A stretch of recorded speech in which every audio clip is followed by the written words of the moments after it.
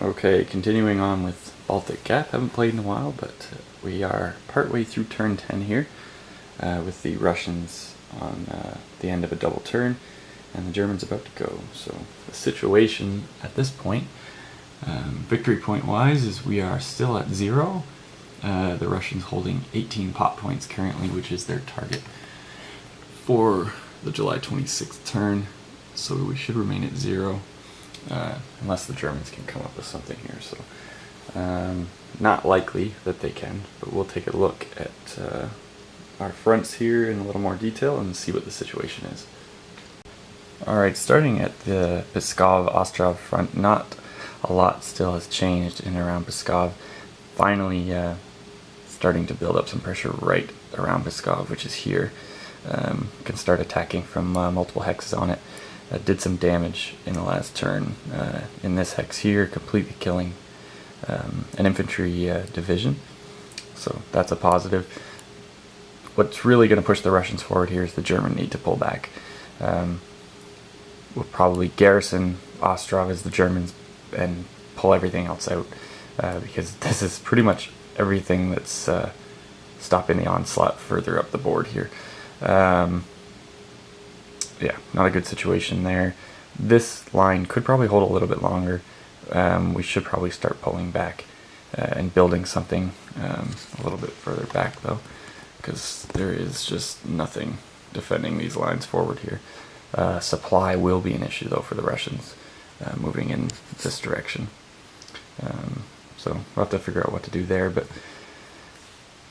fairly strong defense of this area though, so I could be happy with that. Just the worry will be is how the hell do we defend going forward. So yeah, that's a bit of a trend along the map for the Germans. Alright, so just south of Ostrov Pskov front, we've got more of a central front here around Rizneki and Ludza. It's again not looking very good. Had a good breakthrough by the Russians here on their double turn. Bit of an encirclement on some units here. I think there's a Latvian headquarters in there, so probably coming to the end of our Latvian forces as well. Rizneki's threatened, supply lines are threatened, so we need to pull back from there as well, because they cannot hold at current state. The supply for the Russians here is moving fairly well. Railhead moving up. So completely threatened in this open ground. There's no point holding the line here. And due to that, Daugavpils will have to make some difficult decisions as well. Being such a key rail junction, it's not something we want to give up easily, so we may garrison Daugavpils, but pull back the bulk of our force if we can get them out. You can see a lot of DGs there. There's some train busting done by the Russians here as well. Right there. So some key exit routes blocked off, and lots of Russian force built up around Daugavpils still. Not going to make it easy. Very close to being pocketed here. Basically, if that border unit, which I just failed to see the attack by the Russians there, has left the Germans an opening to escape. Not that they couldn't have fought their way out somewhere else, but it's much cheaper to try and extricate themselves that way. So yeah, Daugavpils can't last much longer, because this force has to be pulled back. I've even thinking about it, Pskov probably needs to sacrifice some forces to defend the line towards Riga, because these rail lines need to be defended. We've got some forces by the Russians pressuring there already, putting some zones of control onto those rail lines already. So very dangerous situation for the Germans here. Lots of work to do to rebuild some sort of defense. Don't know whether we held out too long. I thought the double turn was going to be much more serious than it ended up being. Whether it was my mismanagement or the supply situation that held us back, but yeah. Alright, we will move up to the most interesting part, I guess. The drive towards Germany, and trying to create the pocket in Latvia, Estonia. Okay, so here's the situation in our drive towards Germany, which German border being up there.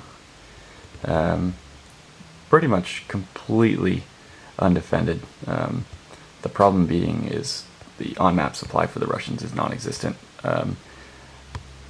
Again, I feel like I mismanaged the supply situation in some aspects.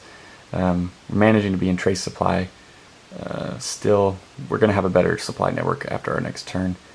Probably a turn or two behind on that because of me not planning ahead very well. A few months between turns will do that to you. But the on-map supply is the real issue. I don't think I have much of anything supplying these forces here, which is why I have some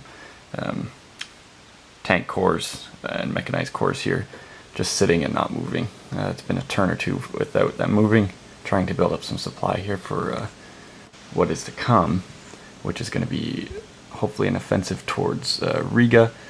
We should be able to reach the outskirts of Riga on the next turn.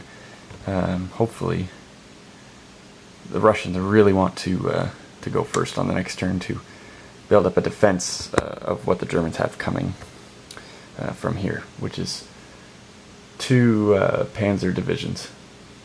So very big threat considering the terrain here as well, considering we haven't really prepared for that threat. To be able to stop 2 panzer divisions in this situation is not going to happen. They're going to cause us some serious problems and delay our push towards Riga. The sooner we can get to Riga and pressure their supply network, the better.